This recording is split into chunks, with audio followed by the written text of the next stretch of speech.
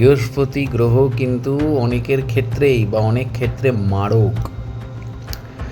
তো যাই হোক, কুম্ভ রাশির ক্ষেত্রে বৃহস্পতির তুঙ্গস্থ কী কী প্রভাব দিতে চলেছে।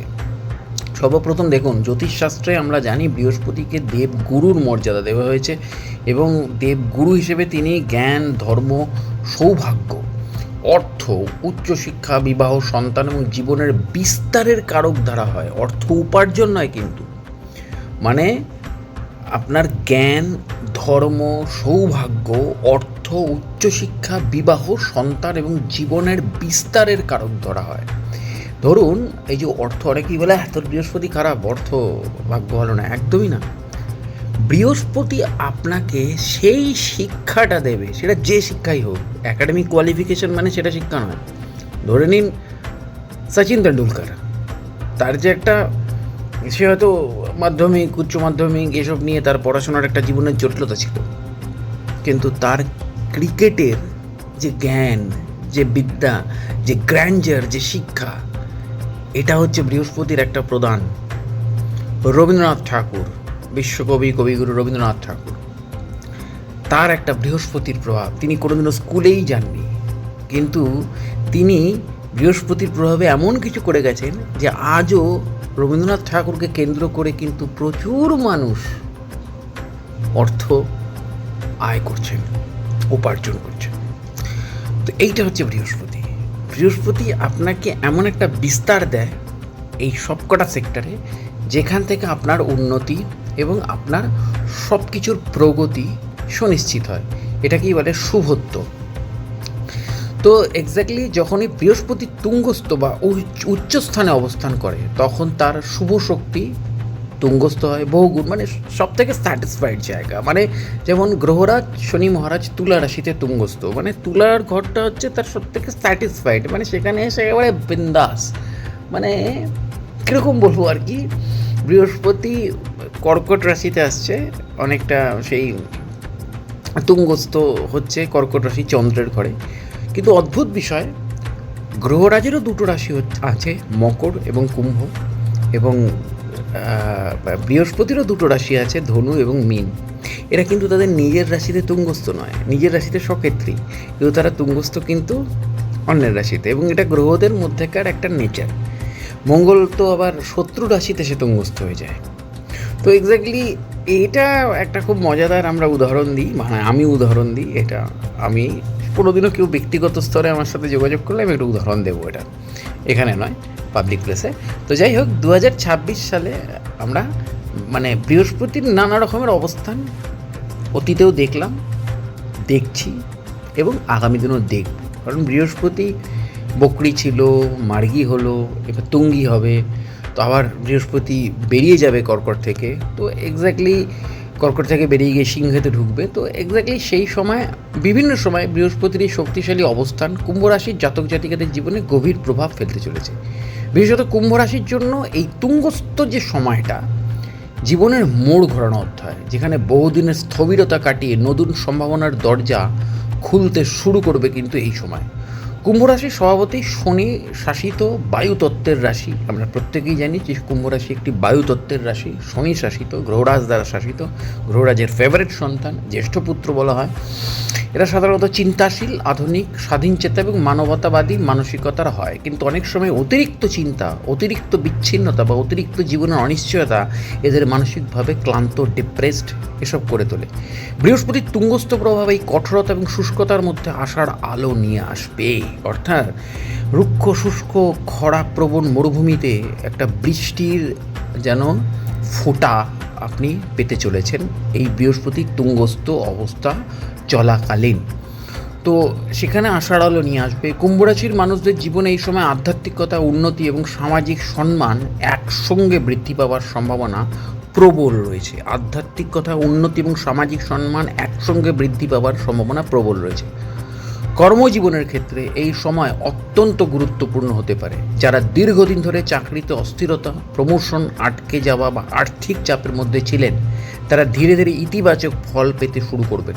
উচ্চপদস্থ ব্যক্তিদের সহায়তা পাওয়া, সরকারি কাজের সুবিধা, বিদেশি সংস্থার সঙ্গে যোগাযোগ অথবা নতুন ব্যবসায়িক সুযোগ তৈরি হতে পারে। বিশেষ করে প্রযুক্তি, শিক্ষা, গবেষণা, রাজনীতি, গণমাধ্যম এবং আইটি ক্ষেত্রের সঙ্গে যুক্ত কুম্ভ রাশির জাতকদের জন্য এই সময়টি বিশেষ শুভ হতে পারে। কোথায় কোথায় বললাম? প্রযুক্তি, শিক্ষা অর্থাৎ টেকনোলজি, শিক্ষা, গবেষণা, রিসার্চ ওয়ার্ক, পলিটিক্স, গণমাধ্যম অর্থাৎ মিডিয়া বা সোশ্যাল মিডিয়া বা আইটি সেক্টরের ক্ষেত্রে যেসব কুম্ভ রাশির জাতক জাতিকারা যুক্ত, এই সময়টি তাদের জন্য প্রচণ্ড শুভ হতে পারে। অর্থনৈতিক ক্ষেত্রেও বৃহস্পতির শক্তিশালী প্রভাব উন্নতির ইঙ্গিত দিচ্ছে। বহুদিনের আটকে থাকা টাকা ফিরে আসা, নতুন আয়ের উৎস তৈরি হওয়া এবং সম্পত্তি সংক্রান্ত লাভের সম্ভাবনা দেখা যেতে পারে। তবে বৃহস্পতির একটি স্বভাব হলো বিস্তার। বৃহস্পতি মানেই কিন্তু গ্র্যান্ডিয়র। ধরে নিন রতন টাটা বা টাটা গ্রুপ, বৃহস্পতি, কিন্তু এখানে রতন টাটার নেচার কিন্তু আবার গ্রহরাজ শনি মহারাজের নেচার। কিন্তু তার যে বিজনেস ছিল, মানে তার যে বিজনেস আছে, সেটা কিন্তু আবার বৃহস্পতির নেচার। একটা বিরাট স্কেল, একটা লার্জ স্কেল মানেই বৃহস্পতি। এখানে কিন্তু অর্থ আবার বৃহস্পতি দিচ্ছে না, এখানে কিন্তু ওই লার্জ স্কেলের বিজনেস এমনভাবেই তৈরি হচ্ছে এই বিজনেসটা, যেখান থেকে অর্থ অটোমেটিক্যালি চলে আসছে। সো বৃহস্পতি মানেই হচ্ছে লার্জ স্কেল, গ্র্যান্ডার। তো এক্স্যাক্টলি সেই জায়গা থেকে দাঁড়িয়ে বৃহস্পতির স্বভাব হলো বিস্তার, তাই আয় বাড়লেও ব্যয়ও বাড়তে পারে। কুম্ভ রাশির মানুষদের এই সময় আবেগপ্রবণ খরচ বা অপ্রয়োজনীয় বিনিয়োগ থেকে সতর্ক থাকতে হবে। পারিবারিক জীবনে বৃহস্পতির শুভ দৃষ্টি অনেক সমস্যার সমাধান করতে পারে। পরিবারে ভুল বোঝাবুঝি কমবে, সম্পর্কে উষ্ণতা বাড়বে এবং বিবাহযোগ্যদের জন্য ভালো সম্বন্ধ আসতে পারে। যাদের দাম্পত্য জীবনে দূরত্ব তৈরি হয়েছিল, তারা পুনরায় কাছাকাছি আসার সুযোগ পাবেন। সন্তান লাভ বা সন্তানের সাফল্যের খবরও এই সময় অনেকের জীবনে আনন্দ নিয়ে আসতে পারে। মানসিক এবং আধ্যাত্মিক ক্ষেত্রেও এই সময় কুম্ভ রাশির জন্য বিশেষ তাৎপর্যপূর্ণ। অনেকেই হঠাৎ করেই ধর্ম, তন্ত্র, যোগ, ধ্যান এবং আধ্যাত্মিক জ্ঞানের দিকে আকৃষ্ট হতে পারে। জীবনের প্রকৃত উদ্দেশ্য নিয়ে ভাবনা বাড়বে। কিছু মানুষের জীবনে গুরু প্রাপ্তি বা আধ্যাত্মিক পথপ্রদর্শকের আগমন হতে পারে। বৃহস্পতির প্রভাব কুম্ভ রাশির অন্তর্দৃষ্টি এবং বিচার বুদ্ধিকে অনেক বেশি পরিণত করবে। স্বাস্থ্যের ক্ষেত্রে তুলনামূলক উন্নতি হলেও অতিরিক্ত কাজের চাপ, অনিয়মিত জীবনযাপন বা মানসিক ক্লান্তি থেকে সমস্যা দেখা দিতে পারে। বিশেষ করে লিভার, ওজন বৃদ্ধি, যেটা বৃহস্পতির খুব বেসিক একটা নেচার, সুগার বা হরমোনজনিত বিষয়গুলির দিকে নজর রাখা খুব দরকার। নিয়মিত এক্সারসাইজ, সঠিক খাদ্যাভ্যাস বজায় রাখলে এই সময় সুস্থতা বজায় থাকবে। প্রেমের ক্ষেত্রেও বৃহস্পতির শুভ শক্তি ইতিবাচক পরিবর্তন আনতে পারে। দীর্ঘদিনের একাকিত্ব কাটিয়ে নতুন সম্পর্কের সূচনা হতে পারে এই সময়, এবং যেসব সম্পর্কের অনিশ্চয়তার মধ্যে ছিল সেখানে স্থায়িত্ব আসতে পারে। তবে কুম্ভ রাশির স্বভাবগত স্বাধীনচেতা মনোভাব অনেক সময় সম্পর্কের মধ্যে দূরত্ব তৈরি করতে পারে, তাই আবেগ প্রকাশের ক্ষেত্রে আরও আন্তরিক হওয়া দরকার। রাজনীতি, সমাজসেবা বা নেতৃত্বের ক্ষেত্রেও কুম্ভ রাশির মানুষদের উত্থান দেখা যেতে পারে এই সময়। বৃহস্পতির শক্তি মানুষের মধ্যে জনপ্রিয়তা এবং গ্রহণযোগ্যতা বাড়ায়, ফলে যারা জনসংযোগমূলক কাজে যুক্ত তারা এই সময় বিশেষ সাফল্য পেতে পারেন। নতুন পরিচিতি ও প্রভাবশালী মানুষদের সঙ্গে সম্পর্ক ভবিষ্যতে বড় সুযোগ এনে দিতে পারে। সব মিলিয়ে বলা যায়, বৃহস্পতির তুঙ্গস্থ প্রভাব কুম্ভ রাশির জীবনে এক শক্তিশালী ইতিবাচক পরিবর্তনের সময় নিয়ে আসতে চলেছে। এই সময় ভাগ্য, জ্ঞান, কর্ম, অর্থ এবং আধ্যাত্মিকতা সব ক্ষেত্রেই উন্নতির সম্ভাবনা রয়েছে। তবে বৃহস্পতির পূর্ণ আশীর্বাদ পেতে হলে সর্বপ্রথম অহংকার ত্যাগ করতে হবে। অতিরিক্ত আত্মবিশ্বাস এবং অলসতা থেকে দূরে থাকতে হবে। অতিরিক্ত আত্মবিশ্বাস কিন্তু এক্ষেত্রেও চলবে না। অতিরিক্ত অহংকার, অতিরিক্ত আত্মবিশ্বাস, দেখলেন তো, অহংকার আর অতিরিক্ত আত্মবিশ্বাস এবং ঔদ্ধতাতে আমাদের বাংলায় কি হলো? সো এক্স্যাক্টলি অহংকার, অতিরিক্ত আত্মবিশ্বাস, ঔদ্ধত্য, এগুলোকে ত্যাগ করতে শিখুন। যত ত্যাগ করবেন তত উন্নতি হবে, আর যত ত্যাগ না করতে পারবেন তত পড়ে যাবেন। এটা সবার জন্যই, একদম সবার জন্য, এটা সবার জন্য নীতি। সে যে ধর্মেরই হোক, যে রাজনৈতিক দলেরই হোক, যে প্রফেশনারই হোক, যেখানকারই হোক। রতন টাটা সাদে রতন টাটা হয়নি, সচিন তেন্ডুলকার সাদে সচিন তেন্ডুলকার হয়নি, MS ধোনি সাদে MS ধোনি হয়নি। যাই হোক, হোয়াট এভার, আরও অনেক উদাহরণ দিতে পারতাম, কিন্তু এখন দিচ্ছি না। সৎকর্ম, জ্ঞান চর্চা এবং মানব সেবার মাধ্যমে কুম্ভ রাশির জাতক জাতিকারা এই শুভ সময়কে জীবনের সবচেয়ে গুরুত্বপূর্ণ অধ্যায়ে পরিণত করতে পারবেন। তাহলে কী কী করতে পারবেন এই সময়?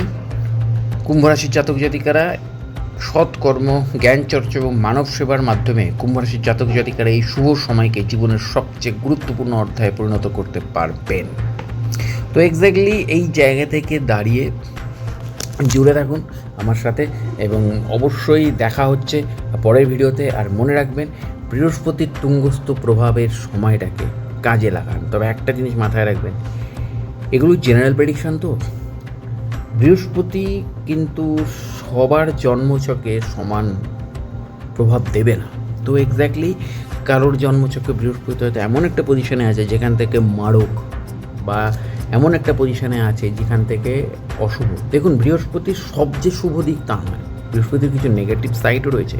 সেই নেগেটিভ সাইড দিকটাকেও কিন্তু আপনাকে ওভারকাম করতে হবে। বৃহস্পতির সবথেকে বড় নেগেটিভ সাইড হচ্ছে কুটকচালি, টিএনপিসি, কান ভাঙানি, এর কথা ওকে লাগানো, ওর কথা একে লাগানো, তিলকে তাল করা, অর্থাৎ হয়েছে 10 বলে দিচ্ছে 1000।